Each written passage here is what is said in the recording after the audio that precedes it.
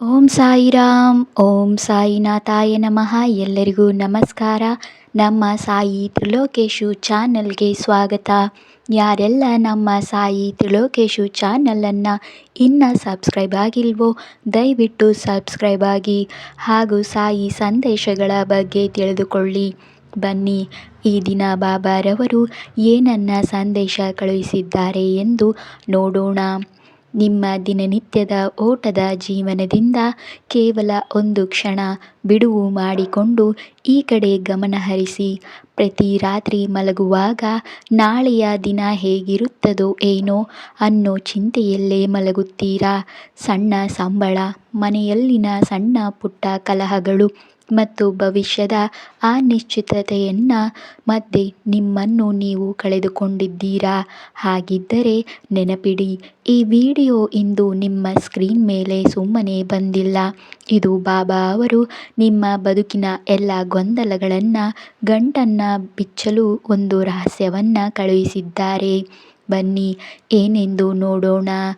ಸಣ್ಣ ಸಂಬಳ, ಮನೆಯ ಕಹಿ ವಾತಾವರಣ ಮತ್ತು ಭವಿಷ್ಯಗಳ ಚಿಂತೆಗಳ ನಡುವೆ ನೀವು ಸಿಲುಕಿಕೊಂಡಿದ್ದೀರಾ?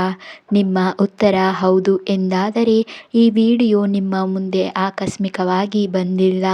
ಇಂದು ಯಾವುದೋ ಕಠಿಣ ಶಾಸ್ತ್ರದ ಬಗ್ಗೆ ಅಲ್ಲ, ನಿಮ್ಮ ದೈನಂದಿನ ದಣಿದ ಬದುಕಿನ ಬಗ್ಗೆ ಬಾಬಾ ಒಂದು ರಹಸ್ಯವನ್ನು ಹೇಳುತ್ತಿದ್ದಾರೆ. ಅದು ನಿಮ್ಮ ತೊಂದರೆಗಳನ್ನು ಹಗುರ ಮಾಡುತ್ತದೆ. ಬಾಬಾ ಹೇಳುತ್ತಾರೆ, ಮಗುವೆ, ನೀನು ಪ್ರಪಂಚದ ಅತಿಯಾದ ಗದ್ದಲವನ್ನು ಕೇಳಿದ್ದಿ ಇಷ್ಟು ದಿನ. ಈಗ ನನ್ನ ಮಾತನ್ನು ಕೇಳು. ನೀನು ಒಬ್ಬಂಟಿ ಎಂದು ಭಾವಿಸಿದ್ದೀಯಾ? ಎಲ್ಲವನ್ನೂ ನೀನೇ ನಿಭಾಯಿಸಬೇಕೆಂದು ದಣಿದು ಹೋಗಿದ್ದೀಯಾ? ನೀನು ಎಲ್ಲವನ್ನೂ ಪರ್ಫೆಕ್ಟಾಗಿ ಇಡಲು ಪ್ರಯತ್ನಿಸಿದ್ದಿ. ಆದರೆ ನೀನು ಪರಿಸ್ಥಿತಿಯನ್ನು ಎಷ್ಟು ಗಟ್ಟಿಯಾಗಿ ಮುಷ್ಟಿಯಲ್ಲಿ ಹಿಡಿಯಲು ಪ್ರಯತ್ನಿಸಿದ್ಯೋ ಅಷ್ಟೇ ಉಸಿರುಗಟ್ಟುತ್ತಿದ್ದೀಯಾ. ಎಲ್ಲವನ್ನೂ ನೀನೇ ಮಾಡಲು ಹೋಗಬೇಡ. ಕೆಲವು ವಿಷಯಗಳನ್ನು ಹಾಗೆಯೇ ನಡೆಯಲು ಬಿಡು. ನಾವೆಲ್ಲರೂ ಇದೇ ಜಾಲದಲ್ಲಿದ್ದೇವೆ. ಬೆಳಗ್ಗೆ ಎದ್ದು ಫೋನ್ ನೋಡುವುದು, ಆಫೀಸ್ನಲ್ಲಿ ಬಾಸ್ ಬೈಗುಳ, ಮನೆಯ ಖರ್ಚುಗಳ ಲೆಕ್ಕಾಚಾರ. ನಾವು ರೋಬೋಟ್ಗಳಂತೆ ನಟಿಸುತ್ತೇವೆ. ಒಳಗೊಳಗೆ ಮುರಿದು ಬೀಳುತ್ತಿದ್ದರೂ ಹೊರಗೆ ನಗುತ್ತೇವೆ. ನಾವು ಬಾಬಾರವರನ್ನು ನೆನೆಯುತ್ತೇವೆ, ಆದರೆ ನಮ್ಮ ಸಣ್ಣ ಪುಟ್ಟ ದೂರುಗಳು ಅವರಿಗೆ ಕೇಳಿಸುತ್ತವೆಯೇ ಎಂಬ ಭಯವಿರುತ್ತದೆ. ಬಾಬಾ ಹೇಳುತ್ತಾರೆ, ನಿನ್ನ ಸುಸ್ತನ್ನು ನೀನು ಎಲ್ಲರಿಂದ ಮುಚ್ಚಿಡುತ್ತಿರಬಹುದು, ಆದರೆ ನಾನು ಅದನ್ನು ನೋಡುತ್ತಿಲ್ಲ ಅಂದುಕೊಂಡಿದ್ದೀಯಾ? ನೀನು ಅಡುಗೆ ಮನೆಯಲ್ಲಿ ಕೆಲಸ ಮಾಡುವಾಗಲೂ ಅಥವಾ ಆಫೀಸ್ ಫೈಲ್ ನೋಡುವಾಗಲೂ ಮನಸ್ಸಿನಲ್ಲೇ ನನ್ನನ್ನು ರೂಪಿಸಿದರೆ ನನಗೆ ನಗು ಬರುತ್ತದೆ. ನಿನ್ನ ಕಣ್ಣೀರು ನನಗೆ ಗೊತ್ತು.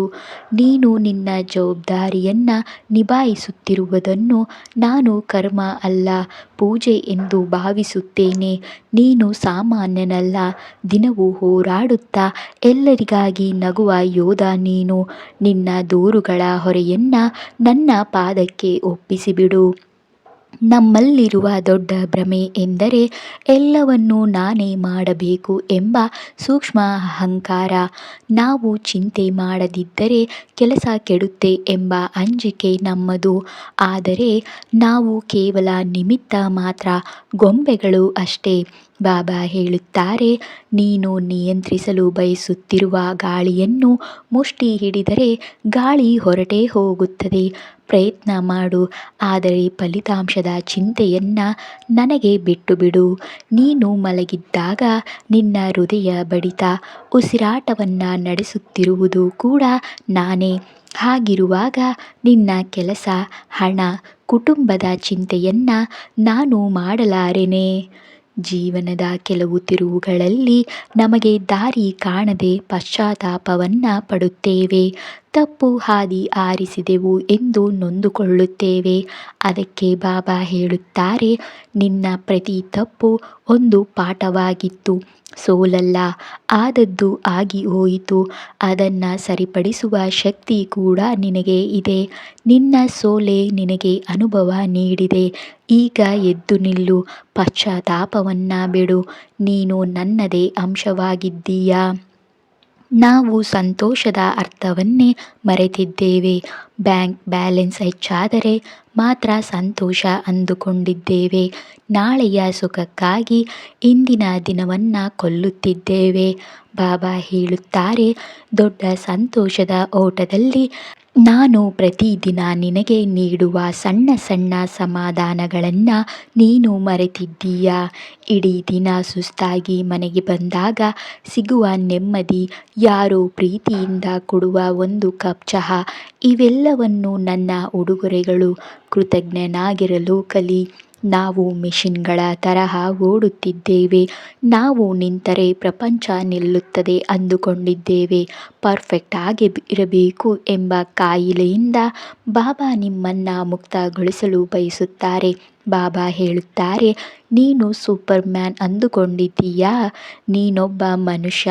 ಸುಸ್ತಾಗುವುದು, ತಪ್ಪಾಗುವುದು ಸಹಜ. ನಾನು ನಿನ್ನನ್ನು ಪರ್ಫೆಕ್ಟ್ ಆಗಿ ಅಲ್ಲ, ಪ್ರಾಮಾಣಿಕವಾಗಿ ನೋಡಲು ಬಯಸುತ್ತೇನೆ. ಇಂದು ಕೆಲಸ ಬಾಕಿ ಇದ್ದರೆ ನಾಳೆಗೆ ಬಿಡು. ಮನಸ್ಸನ್ನು ಶಾಂತವಾಗಿ ಇಟ್ಟುಕೋ. ಇದುವೇ ಆ ರಹಸ್ಯ. ಯಾವುದು ದೊಡ್ಡ ಚಮತ್ಕಾರವಲ್ಲ, ನಮ್ಮ ದೃಷ್ಟಿಕೋನವನ್ನು ಬದಲಾಯಿಸುವುದು ಅಷ್ಟೇ. ನಮ್ಮ ಜವಾಬ್ದಾರಿಯನ್ನು ಬಾಬಾರವರಿಗೆ ಒಪ್ಪಿಸಿದರೆ ಸುಸ್ತು ಮಾಯವಾಗುತ್ತದೆ.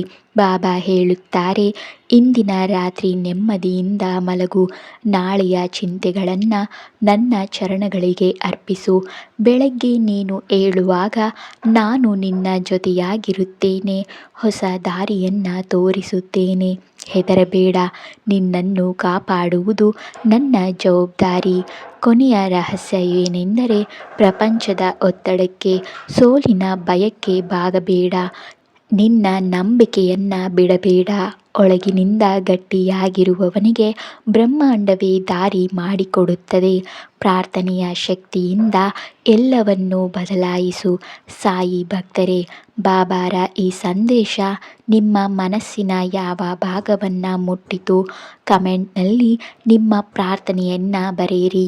ಓಂ ಸಾಯಿರಾಮ್ ಎಂದು ಬರೆದು ನಿಮ್ಮ ಹಾಜರಾತಿಯನ್ನು ಹಾಕಿ.